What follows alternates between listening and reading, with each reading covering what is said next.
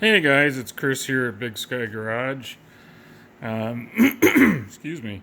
It's been a little while since I've put up a new video. Sorry about that. Anyways, we'll get you updated on what's been going on with the Chevelle and get you filled in. As you can see, got the new valve covers on. They're made by Proform, and they did solve the issue of the valve covers hitting the rocker arms. These are definitely wider, so that definitely cured the issue. And as you can see, hopefully, right here there's no lip, whereas on this side you have that lip right here. So by eliminating that lip, it definitely excuse me, it definitely makes it wider. So that definitely solved our issue. I think they look pretty good. They're die-cast aluminum. So we're definitely in business there. And I had a set of ARP valve cover studs, but they weren't quite long enough. I don't know if you can. Anyways, I went with Moroso valve cover stud kit. That seemed to work pretty good. Here you can kind of see them on the other side. So, got that problem solved. I think I mentioned in that last video I'm having a charging issue. I would put the car in gear with the electric fans on, and it would just die. So I took the alternator to a local auto electric rebuilder. He put a new stator in it and tightened up some connections, and it worked for about 10 minutes, and then now we're back to the same issues. So I'm not sure what we're gonna do. The belt's tight, all the connections are tight. This is a 100 amp one wire alternator, and it's been on here for a lot of years. So I may go to like 120 amp, like a CS 130.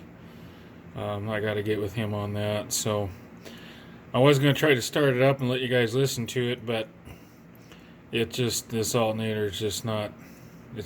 I think it's going to start draining the battery. So hopefully in the next video we'll have another alternator on there and we can get this thing fired up for you guys. Then I've been kind of straightening out some of the plug wires a little bit. Got them tucked in back there.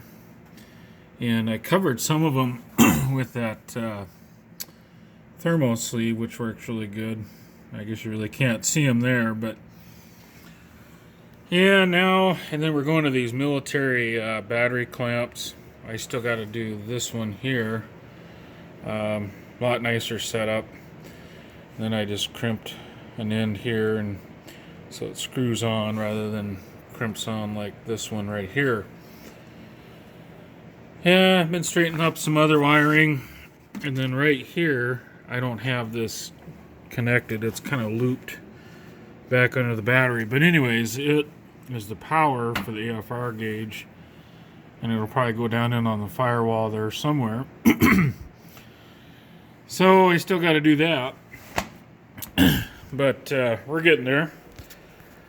But I have some other sort of weird issue. We had timed it at about 12 degrees initial, and I went to check the timing, and the timing light was showing 20 degrees initial, which is probably too much for sure. Probably 16 and 17 would probably be all right. But I think this old timing light's probably not cutting it. As you can see, it's kind of melted there. It's been dropped a little bit. I like the simple timing lights. I already have a degreed balancer, so I don't need a dial back timing light. So, picked up this timing light right here, and so now it's showing at about 16 initial, and that's a little bit better. But if I put it in gear with any of the accessories on, like the fans, it wants to die. So we definitely have that alternator issue, but I'm trying to figure out what's going on with the timing. I don't know if I need to recurve the distributor or not. We'll get that figured out, but it's kind of weird. When I first timed it the other day, or the second time I timed it, it was showing 20 degrees initial. So, and anything below that, it would just flat die. So I think that old timing light was definitely giving me some false readings. This new one's a lot closer.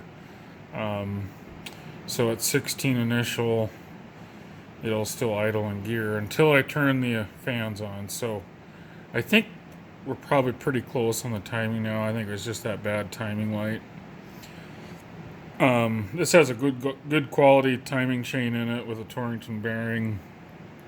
So I mean, it's almost brand new, so I can't see that doing anything weird on me. So we'll get that alternator repaired. That'll probably take about a week or so to get that repaired. And then the next video will give you an update on that. And hopefully we'll get that ironed out. And then I still got a whistling noise in the carburetor a little bit. I replaced this that phenolic carb spacer and put new gaskets in there. Unfortunately, I didn't fix it, so I'm going to have to take the carb apart and maybe replace the gaskets and see what's going on there. I got the floats set pretty well where they need to be, but I'm thinking that throttle body gasket right in there might need to be replaced. But we'll get that figured out. Shouldn't be a piece of cake there. So just trying to work out the new bugs. That kind of happens with a new combination. So I know I had mentioned, now I gotta find my flashlight.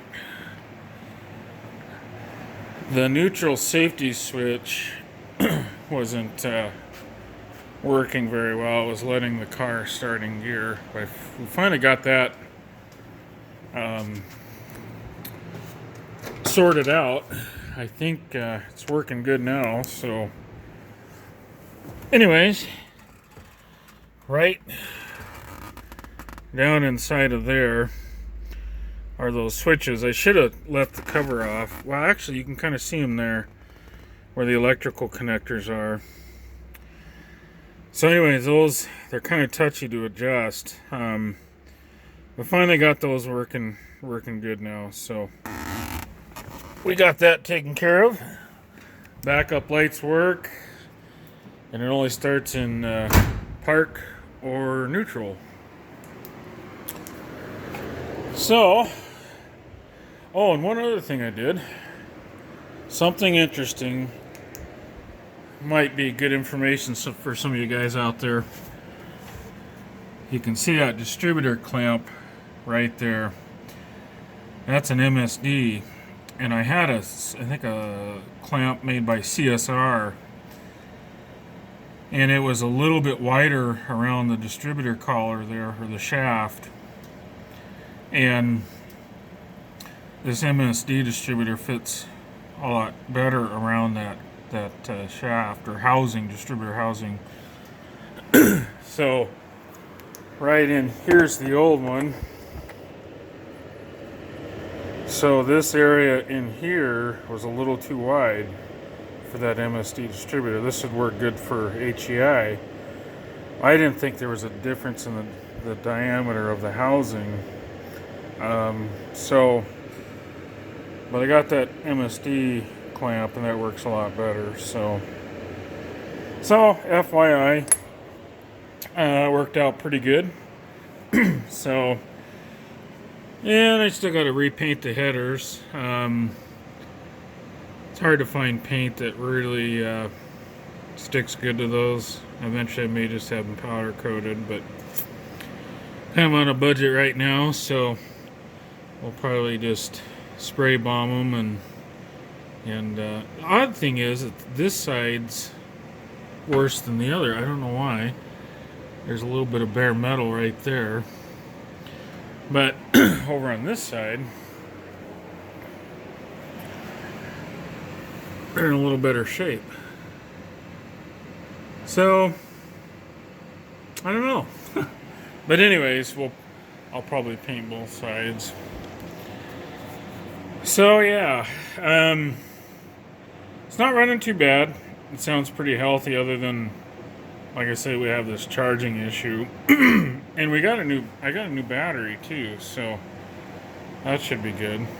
But I'm thinking that newer style CS130 alternator might work better. And the clocking's the same, they're the position. Should be able to use the same brackets. I think they spin a little bit, or they spin a little bit faster, well, because they have a smaller pulley, but I think that might be the thing to do there. So anyways, pretty happy with the valve covers. That's a relief to have that sorted out, and they work pretty good. So they do have baffles inside. They're screwed in.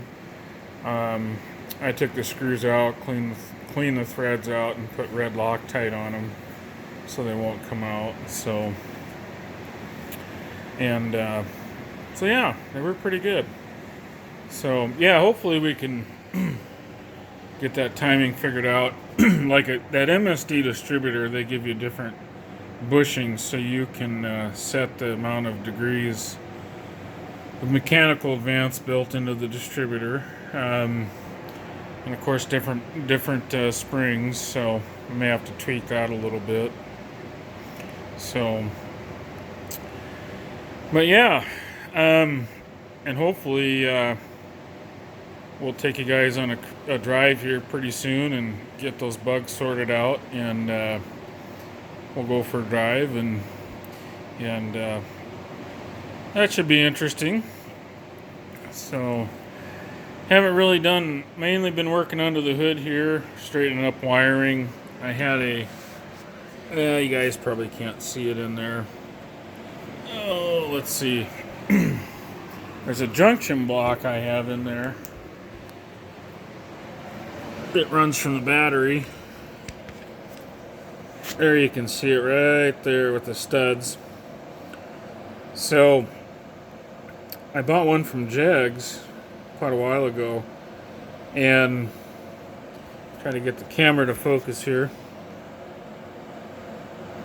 And it doesn't have a bar to connect the two studs, so you can run it as independent circuits, or you can get that plate to connect both studs, so they're both powered from the same source.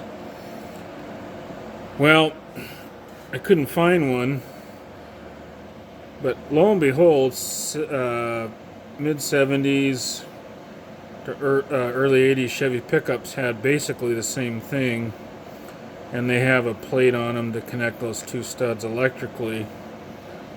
So I found one of those, and that's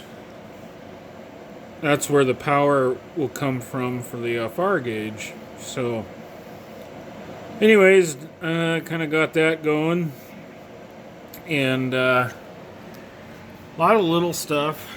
I guess it kind of all adds up. So, but well, anyways, yeah, we'll next video we'll get this fired up for you guys, and hopefully take you guys for a drive, and should be hopefully make for some good content, and we'll start getting some more videos out here. Well, I appreciate you guys watching. If you have any suggestions, please leave it in the comments below. And if you're not subscribed, hit that subscribe button. That helps me out a whole lot. And hit the like button. And hit that bell notification. That'll let you know when I have new videos out. And keep you updated there. So Anyways, thanks guys for watching. God bless you guys. We'll catch you next time. Bye.